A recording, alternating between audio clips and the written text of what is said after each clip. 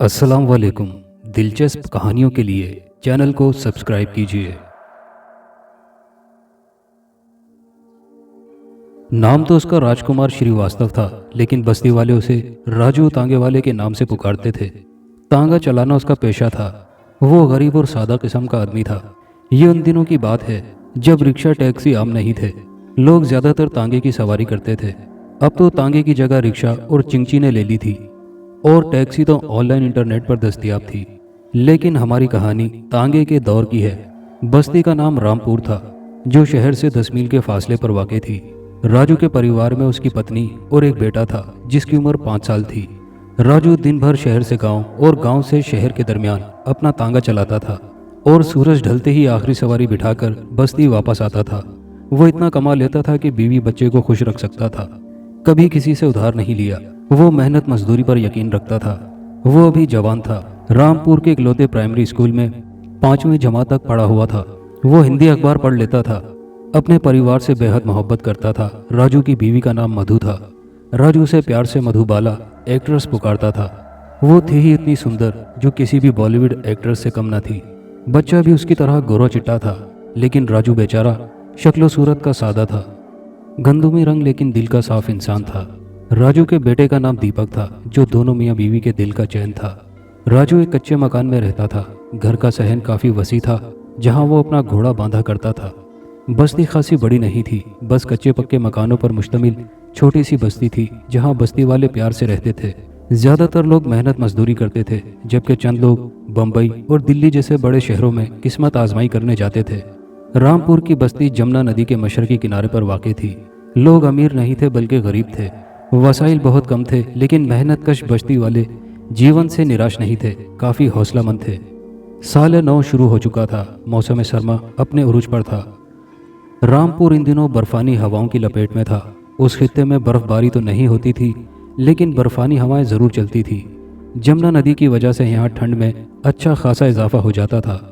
शदीद सर्दी की वजह से बस्ती के कुछ किसान अपनी जान से भी हाथ धो बैठते थे और ऐसी खबरें आए दिन टीवी और अखबारात में आती रहती थी।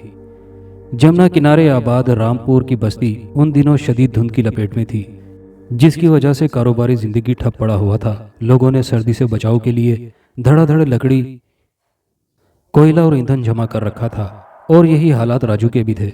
उसने कोयले की बोरी उतारी और अपनी पत्नी को आवाज़ दी। मधु ने कोयले की बोरी उतारने में उसकी मदद की। राजू ने घोड़े को बांधा और चारा भी दिया। मधु उसके लिए रोटी ले आई। दीपक के बाबू, सर्दी में इजाफा हो गया है। मेरे ख्याल में आप कुछ दिनों के लिए आराम करें। भगवान ना करे अगर आपको कुछ हो गया तो हमारा क्या बनेगा। लोग सर्दी से मर रहे हैं। मौसम जब साफ हो जाए तभी काम पर चले जाना। राजू रोटी के निवाले लेते हुए, मेरी प्यारी मधुबाला, चिंता क्यों करती हो? अरे भगवान, यही तो दिन है कमाई के। मौसम गर्मा में तो धंधा चौपट हो जाता है। बस्ती वाले सर्दी में ज़्यादा शहर का रुख करते हैं। अगर यूं मैं सर्दी से घबरा कर घर बैठ जाऊं तो तुम लोगों का पेट किस तरह पालूंगा? सच पूछो तो मधु, जब मैं थका हारा काम से वापस आता हूँ तब तुम्हारा सुंदर मुखड़ा देखकर सारी थकान दूर हो जाती है। मुझे खुशी है कि तुम जैसी पत्नी मिली। वो काफ़ी देर तक बातें करते रहे। रामपुर एक पसमानदा इलाका था। यहाँ गैस तो नहीं थी, बल्कि बिजली ज़रूर थी। बस्ती वाले सादा ज़िंदगी गुजार रहे थे। यहाँ फ्रिज, टीवी किसी किसी घर में मौजूद थी, जबकि अक्सरियत इन चीज़ों से महरूम थी। कभी कभार किसी घर में वीसीआर चलती थी और पूरी बस्ती के बच्चे उस घर में जमा हो जाते थे। बच्चों के साथ बड़े बूढ़े भी अपनी मनपसंद मूवीज़ देखकर लुत्फ़अंदोज़ होते थे। राजू भी कभी कभार अपनी पत्नी और बच्चे के साथ पड़ोस वाले घर में वीसीआर पर फिल्म देखने चला जाता था। उसे मधुबाला की फिल्में बहुत पसंद थी, शायद इस वजह से कि उसकी पत्नी का नाम भी मधु था। आज के दौर ने तो सारे मज़े ख़त्म कर दिए। कहाँ रही वो मोहब्बत, सादगी, एक दूसरे को बर्दाश्त करना, पड़ोसियों का ख्याल रखना। आज तो हर घर में टीवी है, मोबाइल है, नेट है, लेकिन फिर भी लोग अकेले हैं। किताबें छूट गईं, उनकी जगह हाथों में मोबाइल आ गया। लाइब्रेरियां वीरान हो गईं और नेट कैफ़े आबाद हो गए। रामपुर की बस्ती काफ़ी अरसे से पुरअमन थी। कोई इक्का दुक्का वाक़यात होते रहते थे कि किसी जानवर को कोई जंगली चीता ले गया, किसी लकड़हारे को सांप ने डस लिया। मतलब सैलाब की तबाहकारियों के बरक्स जंगल काफ़ी शांत था। ऐसा भी नहीं था कि जंगली जानवर कम थे। जंगली जानवरों की बहुतात थी। उनमें शेर, हाथी, भालू, चीते वगैरह भी शामिल थे। छोटे मोटे खरगोश और सांप वगैरह, लेकिन बस्ती वाले उनके शर से महफूज थे। बड़े बूढ़े तो जंगल की खतरनाक कहानियां सुनाते रहते थे, लेकिन मौजूदा वक्त में रामपुर पुरअमन और शांति वाला इलाका था। रात के वक्त शेर हाथी के चिल्लाने की आवाज़ें दूर दूर से सुनाई देती थी, लेकिन बस्ती वाले इन आवाज़ों पर कान नहीं धरते थे। उनके मुताबिक जंगली दरिंदे रामपुर से डरते हैं और यहाँ का रुख नहीं करेंगे, और बज़ाहिर भी ऐसा ही लग रहा था। आज बारिश की वजह से रास्ते पर कीचड़ जमा हो गया था, जिसकी वजह से लोग घरों से बाहर कम निकले थे। शाम हो गई थी और राजू तांगेवाला खासा परेशान दिखाई दे रहा था। सुबह से कोई सवारी नहीं मिली थी। लगता है आज खाली हाथ ही घर वापस जाना पड़ेगा, ये सोचकर वो मस्जिद रुक गया। वैसे तो सूरज ढलते ही राजू वापस घर आ जाता था, लेकिन आज हालात उसके बरक्स थे। वो इस उम्मीद पर मस्जिद वहाँ रुका कि शायद कोई मुसाफिर मिल जाए, लेकिन फिलहाल तो लारी अड्डा खाली खाली सा नजर आ रहा था। रात के 8 बज रहे थे। एक जोड़ा राजू के पास आया, एक लड़का और लड़की, जिनकी शायद नई नई शादी हुई थी। जवान के लिबास से जाहिर हो रहा था। लड़की नौउम्र थी, उसकी मांग में सिंदूर लगा हुआ था और बड़ा सा दुपट्टा ओढ़ रखा था। नमस्ते भाई तांगे वाले, हमारी नई नई शादी हुई है और हमें शांति नगर गांव जाना है। हमारे साथ कुछ सामान भी है। हम जयपुर से आ रहे हैं। काफ़ी देर हो गई है और काफ़ी समय से हमें कोई सवारी नहीं मिल रही है। एक टैक्सी वाले ने तो हमारी मजबूरी को देखकर काफ़ी सारे रुपयों की डिमांड की। भैया आप शांति नगर चलेंगे? राजू वैसे भी खाली जा रहा था। उसने मुनासिब किराया बताया तो नौ ब्याहता जोड़ा खुशी खुशी उस तांगे में बमा सामान सवार हुए। चलो भैया, पैसों की चिंता मत करो। राजू ने भी घोड़े को हाँका। शहर की मरकजी सड़क से होता हुआ राजू का तांगा अब जंगलों की पगडंडियों पर दौड़ता चला जा रहा था। लड़का लड़की प्रेम की बातें कर रहे थे, जबकि राजू का ध्यान कच्चे पक्के रास्तों पर था। रामपुर से पहले शांतिनगर आता था, जिसके लिए एक अलग सड़क बनी हुई थी, लेकिन जगह जगह से वो सड़क उखड़ी हुई थी और कीचड़ अलग से, जिसकी वजह से तांगे के पहिए बार बार अटक रहे थे। रात की तारीकी बढ़ गई थी और बारिश की वजह से सर्दी की शिद्दत में भी इजाफा हो गया था। राजू ने गर्म कोट के ऊपर एक सियाह चादर ओढ़ रखी थी, लेकिन सर्दी फिर भी अपना जोर दिखा रही थी। जबकि नौ ब्याहता जोड़ा सर्दी से बेनियाज दोनों बातों में मगन थे। लगता है काफ़ी समय बाद अपने गांव जा रहे हैं। राजू भी वक्फे वक्फे से उनसे गुफ्तगू में शरीक हाल रहा और आखिरकार 2.25 घंटे बाद शांतिनगर आ गया। चूँकि राजू मुतादिद बार यहाँ आ चुका था, इसलिए वो सही रास्ता जानता था। राजू उतरा और उन्होंने किराया अदा करते हुए राजू का शुक्रिया भी अदा किया। राजू की दिहाड़ी लग चुकी थी। उसने घोड़े को हल्का सा चाबुक मारते हुए कहा, चल मेरे घोड़े रामपुर की तरफ, लेकिन गोली की तरह। बेजबान जानवर राजू की जबान समझ गया और सरपट दौड़ने लगा। आते समय तो 3 लोग थे, लेकिन वापस जाते समय वो अकेला था। ये सोचते हुए वो काफ़ी डर रहा था, और डरता भी क्यों नहीं। काली रात में जंगल और भी हैबतनाक दिखाई दे रहा था। चारों ओर जंगली जानवरों की आवाज़ें और भेड़िए की मखसूस आवाज़ से राजू तो क्या, उसका घोड़ा भी खौफ की कैफियत में गुजर रहा था। तांगा रामपुर की सड़क पर दौड़ रहा था कि यकसर राजू की नज़र जंगल में बने पुराने मंदिर पर पड़ी, जिसकी सीढ़ियों पर कोई बैठा हुआ था। ये रात के समय मंदिर की सीढ़ियों पर कौन बैठा है? राजू ने खुद कलामी की और घोड़े को लगाम दिया। शायद कोई रास्ता भूल गया है। मुझे इंसानी हमदर्दी के तहत जो कोई भी है उसकी मदद करनी चाहिए। ये सोचकर राजू के कदम पुराने मंदिर की सीढ़ियों की तरफ बढ़ने लगे। थोड़ा थोड़ा खौफ अभी भी उसे आ रहा था, लेकिन मदद के जज्बे के तहत उसके कदम रुक नहीं रहे थे। अब उसे सीढ़ियों पर बैठी हुई औरत के खदोखाल साफ और वाज़े तौर पर नजर आ रहे थे। वो लाल साड़ी में लिपटी जवां साल औरत थी। बड़ी स्याह चादर उसने सर पर ओढ़ रखी थी, जिसके पल्लू से उसका चेहरा मुकम्मल ढका हुआ था। राजू उसके करीब आया। माफ़ करना, आप कौन हैं और इस समय यहाँ क्या कर रही हो? आपको मेरी सहायता की ज़रूरत तो नहीं? वो औरत खामोश रही। तब राजू की परेशानी मज़ीद बढ़ गई। देखो, मेरे पास ज़्यादा समय नहीं है। आपको अगर कहीं जाना है तो मैं आपको तांगे पर छोड़ आता हूँ। अजीब औरत है, भलाई का तो कोई ज़माना ही नहीं। राजू ने वापसी की राह ली। उसका घोड़ा शदीद डरा हुआ था। शायद कोई डरावनी चीज़ देख ली थी। राजू ने उसकी पीठ थपथपाई। चलो दोस्त, हम अपना फ़र्ज़ निभा आए। शायद घर से भागी हुई कन्या है जो शायद अपने मित्र के इंतज़ार में बैठी है। घोड़ा हुनहुनाया। शायद वो राजू से इत्तेफाक नहीं कर रहा था। रामपुर आते आते रात आधी बीत चुकी थी। घर पर उसकी पत्नी परेशान हाल उसका इंतजार कर रही थी। राजू को आता देखकर वो भागती हुई उससे चिमट गई। कब से तुम्हारा इंतजार कर रही हूँ, इतनी देर कहाँ लगा दी।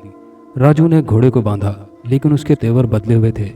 राजू समझा शायद थकन की वजह से उसका घोड़ा परेशान है। मेरी मधुबाला कितनी बार समझाया है कि सवारी की वजह से देर हो जाती है, और आज भी कुछ ऐसा ही हुआ। शांति नगर की सवारी थी, इसलिए देर हो गई है। आप चिंता ना करें। राजू की बीवी खाना ले आई।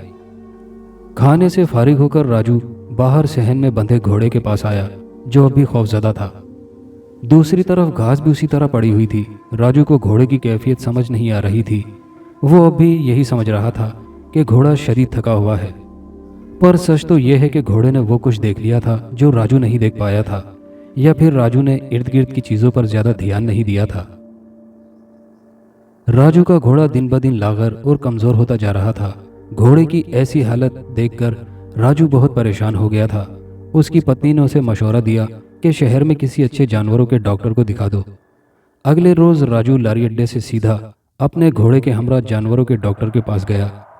डॉक्टर काफ़ी उम्र रसीदा शख्स था। उसने घोड़े का मुआयना किया।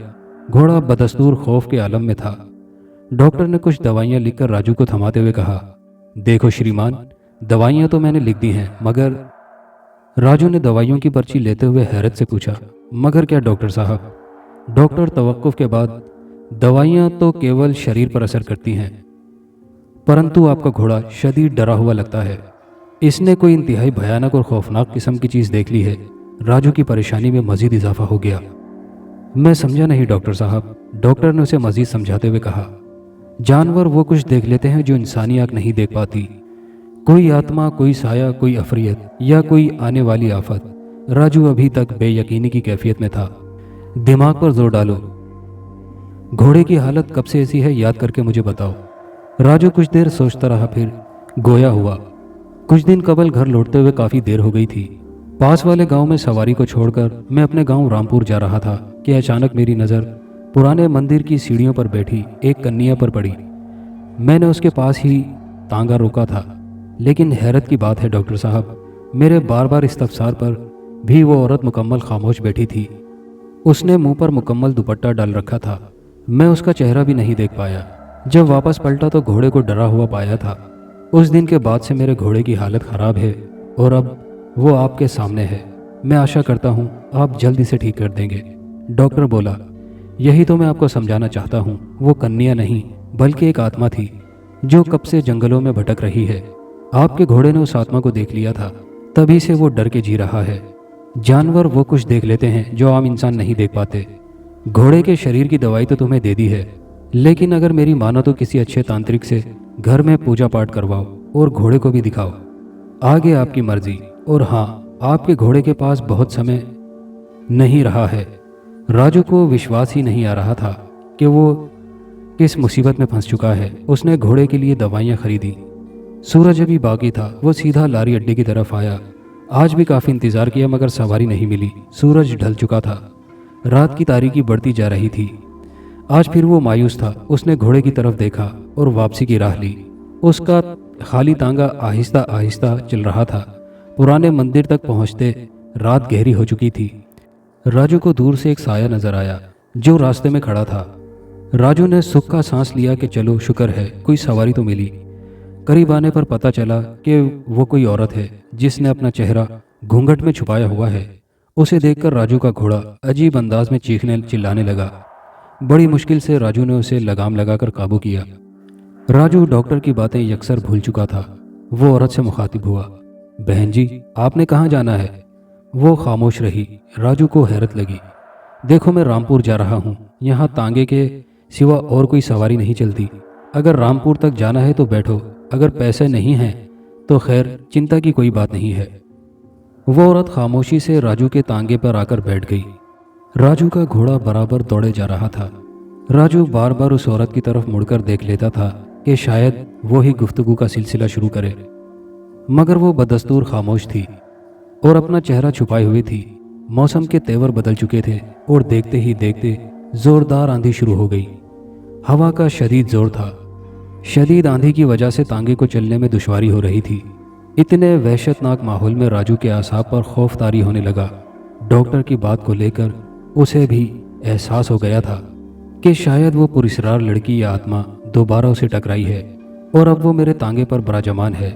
तभी तो दोबारा घोड़े की हालत गैर हो गई थी। इससे पहले कि खौफ की शदीद लहर राजू के शरीर में सरायत करती, सामने एक आदमी दिखाई दिया जो पैदल सड़क पर जा रहा था। वो नौजवान वर्दी में मलबूस था और सफरी बैग थामे हुए था। राजू ने उसके करीब जाकर तांगा रोका। अरे दीपक, आप? और इस समय? दीपक उसका दोस्त था। दीपक फौज में भर्ती हुआ था, जबकि राजू उनसे मुख्तलिफ था। राजू ने तांगा चलाना चुना था। अरे दीपक, आप लारी अड्डे से पैदल गांव आ रहे हैं, जबकि मैं भी वहां पर था। आप मेरे तांगे पर आ जाते। दीपक बोला, लारी अड्डे तक पहुंचते देर हो गई थी और आप भी वहां नजर नहीं आए, इसलिए पैदल चल पड़ा। वैसे भी फौजी हूं, 10 मील का फासला मेरे लिए कुछ भी नहीं है। राजू बोला, यार वापसी पर एक मजबूर औरत रास्ते पर मिली, उसे भी तांगे पर सवार किया। आप पिछली सीट पर आ जाओ, दीपक ने हैरत से कहा। परंतु आपका तांगा तो खाली है। राजू भी हैरान रह गया। अरे अभी तो यहाँ बैठी थी, कहाँ गायब हो गई? दीपक तांगे पर बैठते हुए मजाक में बोला। जहाँ तक मेरी जानकारी है राजू एक शरीफ आदमी था, कहीं वो लड़की? राजू उसका मजाक समझ गया था। अरे नहीं यार, ऐसी कोई बात नहीं, वो कोई अजनबी औरत थी और पूरे रास्ते हमारी उससे कोई बातचीत भी नहीं हुई। खैर चलते हैं गांव। राजू का तांगा तेजी से रामपुर की तरफ जा रहा था। राजू की पत्नी काफी समय से उसकी राह तक रही थी। राजू को देखकर उसकी सांस में सांस आई। अरे ये आप कहाँ रह गए थे? राजू ने घोड़े को बांधा, जो अब भी डरा हुआ था। अरे मेरी मधुबाला, घोड़े को डॉक्टर के पास ले गया था, इस वजह से देर हो गई। और कितनी मर्तबा कहा है कि मेरा काम ही ऐसा है, देर सवेर होती रहती है, चिंता करने की जरूरत नहीं है। सर्दी की शिद्दत से राजू के हाथ पैर ठंडे हो गए थे। राजू की पत्नी ने लकड़ियों की ईंधन के साथ कोयले की आग जलाई थी। राजू ने हाथ मुंह धोया और आग सेंकने बैठ गया। राजू की पत्नी उसके लिए रोटी ले आई। राजू बार बार घोड़े की तरफ देख रहा था। उसने डॉक्टर वाली बात पत्नी से भी शेयर की, जिसे सुनकर वो भी फिक्रमंद हो गई। उसने भी राजू को मशवरा दिया कि किसी दिन घर में पूजा का एहतमाम किया जाए, ताकि जो कोई भी काली शक्ति या आत्मा से छुटकारा हासिल किया जाए। वो दोनों इस बात पर मुत्तफिक हुए। कुछ देर वो बातें करते रहे और फिर बिस्तर पर सो गए। सुबह घोड़ा मुर्दा हालत में पाया गया। घोड़े की मृत्यु पर दोनों मियाँ बीवी काफी दुखी हो गए। अपने प्यारे घोड़े की मौत पर राजू सर पकड़कर काफी देर तक रोता रहा, जबकि उसकी पत्नी उसे दिलासा देती रही। राजू का घोड़ा मर गया। पूरे गांव में ये बात फैल गई। हर कोई राजू से हमदर्दी करने आ रहा था।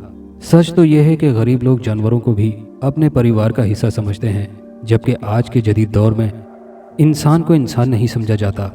सोशल मीडिया के इस दौर में इंसान ने तरक्की तो बहुत कर डाली, मगर सादगी, हमदर्दी और इंसानियत कहीं पीछे रह गई। घोड़े के सोग में काफ़ी दिन गुजर गए थे और अब राजू बेरोजगार हो गया था।